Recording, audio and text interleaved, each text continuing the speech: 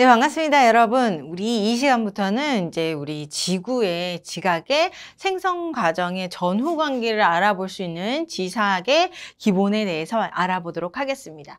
자, 지사학의 법칙이라고 해서 여러 가지 법칙들이 존재해요. 이 법칙을 기준으로 해서 우리는 이제 지각의 생성된 시기의 상대적 연령을 측정하는 방법에 사용을 하게 됩니다. 자, 먼저 첫 번째 법칙은 무엇이냐면 동일 과정의 원리로 이야기를 해줄 수가 있어요.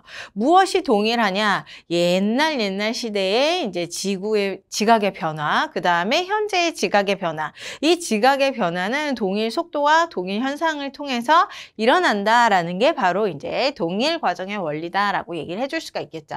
자, 한번 읽어보게 되면 현재 일어나고 있는 지질학적인 변화, 우리 지각 변동이라던가 여러 가지 현상들. 자, 그런 현상들은 과거에도 동일한 과정과 그 다음에 동일한 속도로 일어났었다라는 거죠. 이것을 옛날에 누가 얘기를 했냐면 허튼이라고 하는 사람이 얘기를 했어요. 그래서 현재와 그 다음에 과거의 과정이 동일하기 때문에 우리 현재의 모습을 가지고 과거를 우리 예측할 수 있다라고 했습니다. 그러면서 이제 남긴 명언이 현재는 과거를 아는 열쇠다라고 얘기를 했죠. 하지만 이제 주변의 사람들은 옛날에 과거 시대가 수천 년밖에 안 되는 줄 알았어요. 그래서 그 과거를 알기까지는 너무 시간이 짧기 때문에 이 과정을 받아들여지지 않다가 나중에 후대에 와서야 이 동일 과정의 원리를 가지고 우리 현재의 모습을 보고 과거를 측정할 수 있겠구나, 이런 사실을 알게 된 거죠. 자, 우리 지사학의 법칙이죠. 우리 지구나 암석이나 아니면 지층에 새겨진 흔적을 가지고 지구의 역사를 알아내는 법칙 학문인데 그런 학문의 가장 기본 원리가 동일 과정의 원리이다라고 볼 수가 있습니다. 자, 가장 기본을 토대로 이제 어떤 방식을 통해서 우리 생성 과정을 측정을 하는지 한번 볼게요. 자, 먼저 수평 퇴적의 법칙이라고 하는 게 있어요. 수평 퇴적은 뭐냐면 퇴적물들이 쌓이고 퇴적암이 돼서 각각의 지층들을 만들 때에 얘네들이 이제 중력에 의해서 퇴적이 되기 때문에 수평면에 나란한 방향으로 퇴적이 된다라는 얘기예요. 자, 물속에서 퇴적물이 퇴적될 때 중력의 영향을 받습니다. 그리고 얘가 중력의 영향만 받기 때문에 수평면과 나란한 방향으로만 쌓여서 지층이 형성된다라는 거죠. 자, 문제에서 혹은 우리가 지층을 연구할 때 이 수평 퇴적의 법칙을 무엇을 통해서 연구를 하게 되냐면 지층이 수평면에 나란한 모습만 갖는 게 아니라 이제 비스듬한 모습도 갖고 스곡된 모습도 봤죠. 그런 스곡된 모습이라던가 아니면은 경계진 모습을 보고 경사진 모습을 보고 지각 변동을 받았겠구나라는 것을 예측할 수 있다라는 거예요.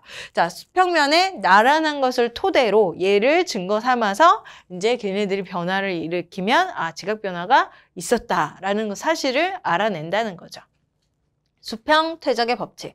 자, 그 다음 지층 누중의 법칙은 무엇이냐면 이제 퇴적물들이 쌓이게 될 때에 가장 아래층에 쌓인 퇴적층이 가장 먼저 된 퇴적층이고 그 다음에 위로 올라갈수록 나중에 생성된 퇴적층이다, 이런 얘기가 되는 겁니다.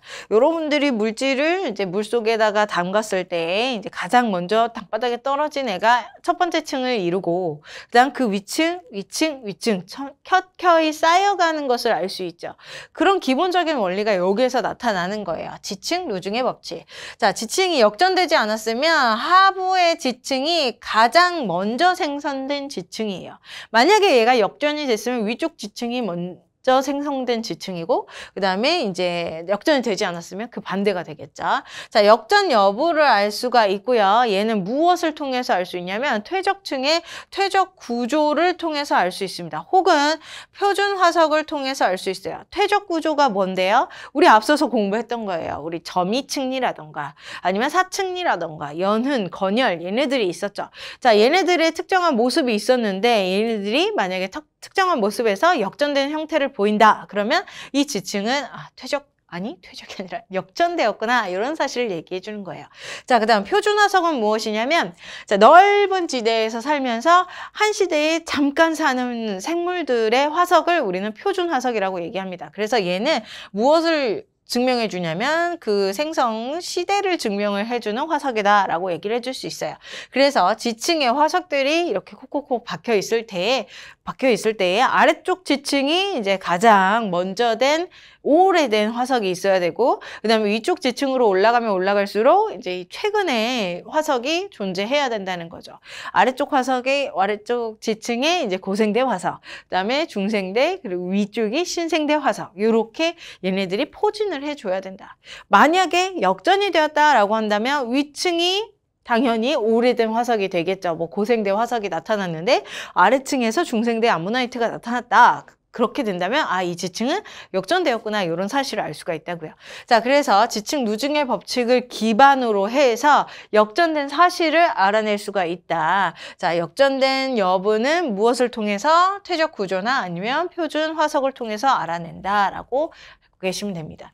자, 그 다음 동물군 천이 법칙, 이거는 지층 누중의 법칙이랑 굉장히 비슷하다라고 볼 수 있어요. 화석을 가지고 얘기를 하는 거니까요. 자, 오래된 지층에서 이제 옛날에 화석이 발견이 될 거고, 그 다음에 새로운 지층에서는 진화된 생물이 발견이 될 겁니다. 그래서 표준 화석을 주로 여기에 이제 우리가 투입을 시켜서 관여해서 문제를 풀어내는 방식을 알아두시면 될 것 같아요.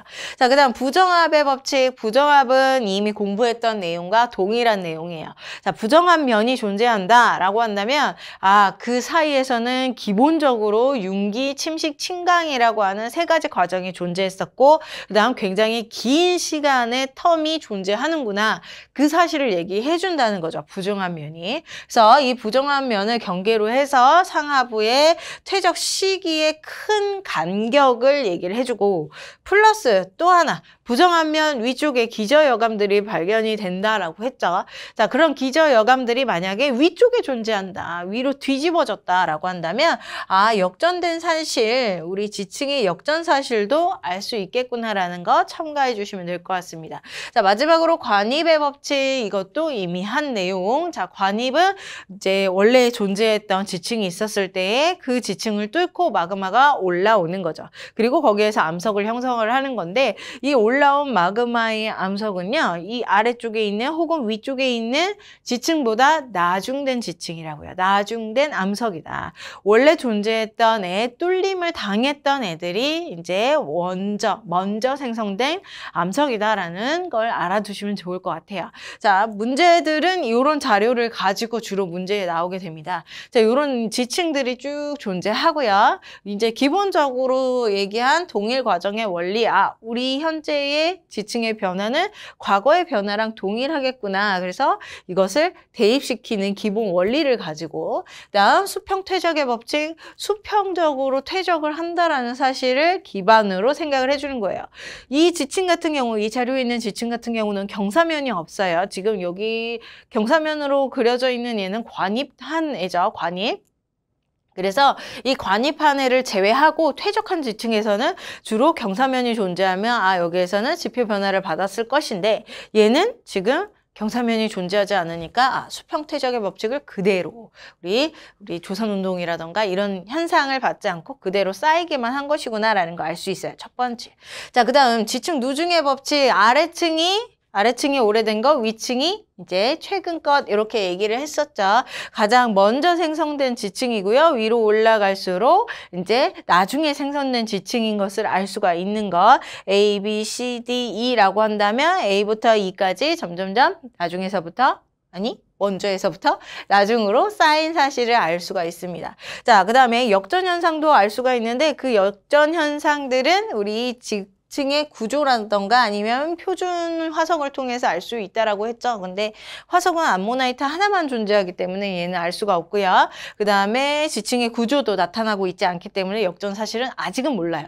자, 그 다음에 동물군 천이도 이제 우리 화석을 통해서 알려준다라고 했는데, 아래쪽이 옛날 화석, 위쪽이 최근 화석이다라고 했습니다. 그런데 여기에서는 요 암모나이트만 얘기를 해주고 있기 때문에 이 지층은 중생대의 해상층인 걸 알 수가 있겠죠. 바다에서 쌓인 것이다라는 걸 알 수가 있어요. 그러면 이 지층을 기준으로 해서 아래쪽은 중생대의 아모나이트가 화석화되기 전에 고생대라던가 아니면 성캄브리아대 때 만들어진 지층이고, 그 다음에 위층은 이제 중생대 이후인 중생대 말기나 아니면 신생대 때나 요런 때에 생성된 지층이라는 것을 여기에서 말해주고 있는 거죠.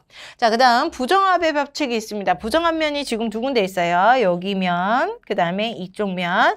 자, 각각의 면에서 물결 무늬가 나타나고 있죠. 보통의 자료에서 물결 무늬로 보여주는 것이 부정합 면. 그리고 그 부정합 면 위에서는 여감층들이 발견이 돼요. 기저 여감층들이 발견이 돼서 여기가 부정합 면임을 알 수 있습니다. 그래서 여기가 A층이고 위쪽을 B층이라고 한다면 A층과 B층이 쌓일 때에 그 사이의 틈에 긴 시간차가 존재한다고요. 적어도 이 사이에서 융기, 침식, 침강의 효과가 여기에서 나타나게 된다고요. 또 하나 위쪽도 마찬가지죠. 위쪽도 CDE라고 하는 지층이라고 한다면 D층과 2층 사이에서 긴 시간차가 존재한다고요. 그리고 얘네들 사이에서 융기, 침식, 침강이라고 하는 그 기본적인 효과들이 나타나고 있다라는 거 알아주시면 될 것 같아요. 자, 요 아래층은요, 지금 요게 관입한 모습으로 보이고 있겠지만 부정한 면 아래쪽에서만 관입한 화성암이 발견이 돼야 돼요. 그러면 얘는 난정압이죠. 근데 난정압이 아니라 그대로 뚫고 나갔기 때문에 얘는 이 부정한 면 아래층에서는 관입을 생각해주지 않고 그냥 그대로 쌓인 이제 정부정압이라고 평행 부정압이라고 기억을 해주시면 될 것 같고요. 그다음에 D와 2층 사이에서는 부정한 면 아래쪽에 화성암층 관입한 화성암층이 나타나고 있죠. 그래서 얘 같은 경우는 난정압임을 알 수가 있어요. 그리고 이 경계에서 이제 융기 침식 침강만 일어나는 게 아니라 관입도 일어났었구나라는 사실까지 알아낼 수가 있습니다. 자, 그 다음 마지막으로 부정합의 법칙도 관입의 법칙도 여기에 해당이 되고 있죠. 지금 화성암이 쑥 하고 들어가고 있으니까 여기 자료에서는 안산암이라고 표현하고 있네요. 자, 안산암이 쑥 하고 뚫고 들어가고 있어요. 이렇게 화성암이 쭉 뚫고 들어갔을 때, 안산암이 뚫고 들어갔을 때 기존에 뚫림을 당한 요 놈들이요. A, B, C, D 층들이요. 얘네들 같은 경우는 모두 다 이 관입한 안산암보다는 훨씬 더 오래된 지층임을 알 수가 있다. 그 내용이 바로 관입의 법칙임을 말해주는 겁니다. 자, 요런 기본적인 지사학의 법칙을 가지고 지층의 생성 순서를 상대적으로 알아낼 수가 있습니다. 요 순서에 대해서 이제 여러 문제들을 풀어볼 건데 여러분들 문제 풀면서도 이 지사학의 기본적인 법칙을 기억을 해두시는 게 좋아요. 자, 문제로 한번 가보도록 하자. 문제 아니네요. 자, 바로 한번 그 다음에 이제 대비 현상을 알아보도록 하겠습니다. 지층의 대비 현상이에요. 자, 암상에 의한 대비 현상. 이 암상에 의한 대비 현상은 뭐냐면 지층 혹은 암석을 이용한 대비 현상이다. 각각 지층이 얼마나 나중에 생성이 됐는지 먼저 생성됐는지 그 사실을 알려주는 것을 이제 암석을 통해서 알아내는 것이다라는 거죠. 자, 화석에 의해서도 알아낼 수가 있죠. 우리 동물굴 천위 법칙처럼 이제 각각의 지층에 존재하는 화석을 이용을 해서 누가 먼저 생성된 지층인지 그런 사실을 알아낼 수가 있다고요. 자, 지층들을 서로 비교해서 생성 시대나 그 다음에 그 선후 관계를 밝히는 것이 바로 이런 대비이다. 자, 가까운 지역. 비교적 가까운 두 개의 지층이 있었는데 얘네들이 살짝 떨어질 수가 있어요. 긴 시간이 지나면서. 자, 이렇게 떨어졌을 때 암상을 통해서, 암상 대비를 통해서 우리는 지층의 생성 유무, 생성의 선후 관계, 그 관계를 알아낼 수가 있습니다. 자, 암석의 종류라던가 조직이라던가 지질 구조 등 뭐 건열이라던가 연은 뭐 이런 것들이 지질 구조가 되는 거죠. 습곡이라던가 아니면 쌓인 지층들의 종류라던가 그런 여러 가지 종류들을 이용을 해서 우리 이제 선후 관계를 판단해 줄 수가 있어요. 또 하나 암석의 광물의 특징을 가지고 이 광물을 이용해서 이제 절대적인 나이도 알아낼 수가 있습니다. 그것은 우리 다음번에 이야기를 할 건데, 자, 그 방법이 바로 방사선 동위원소를 사용하는 방법이에요. 그래서 방사선 동위원소를 이용해서 절대 연령이라던가 아니면 상하관계 혹은 이제 각각의 우리 지사학의 법칙을 이용을 해서 이제 상대적인 연령을 알아내는 게 바로 암상에 의한 대비 방법이다라는 거죠. 자, 건층이라는 것도 있어요. 이 건층은 그냥 기준이 되는 층이다라고 알고 계시면 될 것 같고요. 우리 지층 자료에서 이제 기준이 되는 층 두 가지를 기억을 해주시면 돼요. 우리 응해암층이라던가 아니면 석탄층, 얘네들은요. 쌓이는 시기가 굉장히 짧으면서 넓은 지역에 쌓이는 특징을 가지고 있어요. 그래서 여러 지역에서 다 볼 수 있으면서 얇게 보이는 지층이 바로 응해암층이나 석탄층이죠. 얘네들을 기준 삼아서 이제 이 기준층들이 위에 있느냐, 각각의 대비되는 지층들 사이에서 위에 있느냐, 아래에 있느냐, 이 사실을 가지고 이것들을 대비시켜서 누가 먼저 생성이 되었는지 이런 사실들을 알아낼 수가 있다라는 거예요. 그런 게 바로 건층이다. 자, 그 다음 화석에 의해서는 바로 앞에서도 얘기했듯이 화석, 표준 화석을 이용을 합니다. 자, 앞에서 얘기했어요. 표준 화석은 시대를 알려준다라고 얘기를 했죠. 자, 시대를 알려주기 위해서는 어떤 효과들이 있어야 되냐면 이 화석을 이루는 생명체들은 넓은 지역에서 살아야 돼요. 넓은 지역에서 살아야 돼요. 지구 전 지역에서 사는 게 가장 좋아요. 자, 넓은 지역에서 살고요. 대신 짧은 생존 기간을 가져야 돼요. 생존 기간은 짧아야 돼요. 굉장히 짧아야 돼요. 그래야지 이제 내가 그 시기, 그 화석이 나왔다 그러면 정확하게 짧은 그 시기를 맞춰낼 수가 있는 거니까요. 그래서 표준 화석을 산출되는 지층을 가지고 이제 상하 대비를 알아내는 거예요. 누가 먼저 쌓였고 누가 나중 쌓였는지. 자, 그것을 이용을 한 것이다. 자, 암상 대비 같은 경우는 가까운 지층을 우리가 확인하는 반면에 이 화석에 의한 대비는 이제 서로 가깝게 붙이지 않아도 비교할 수 있겠죠. 정확한 증거들이 있으니까 화석이라고 하는. 그래서 그 증거들을 가지고 가까운 지역뿐만 아니라 아니면 먼 거리에 있는 지층까지도 서로 비교할 수 있는 게 바로 화석에 의한 대비 현상이다라는 걸 알아두시면 될 것 같네요. 자, 요것들도 문제의 자료에 잘 녹아서 지사학의 법칙과 함께 문제화돼서 문제가 나옵니다. 그래서 여러분들 여러 가지 연습을 하면서 기출문제를 통해서 연습을 하면서 이제 학습해 나가는 게 가장 좋은 방법이에요. 자, 문제